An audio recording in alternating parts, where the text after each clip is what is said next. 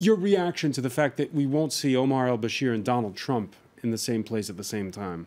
I think the Saudis are the ones who are like having now a little bit of a relief that he's not going to be there.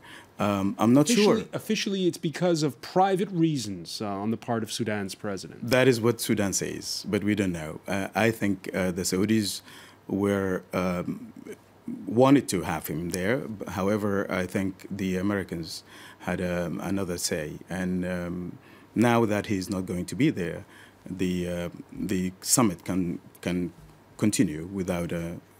Was there a chance in your mind that Trump and Omar al-Bashir would have shaken hands and would have been speaking? No, not at all. Not at all. No chance, because just about 10 days ago there was another summit in Doha, and when Bashir took the podium, the U.S. ambassador left, and a couple of other ambassadors left the place. So with that in mind, I don't think that Trump would have had any intention to meet with President Bashir, although for President Bashir this would have been a good opportunity to show that he is not isolated and he's accepted in international arena.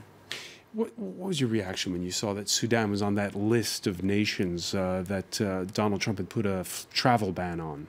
Well, as a Sudanese, I felt a little bit uncomfortable about this, knowing what my fellow Sudanese will feel about it.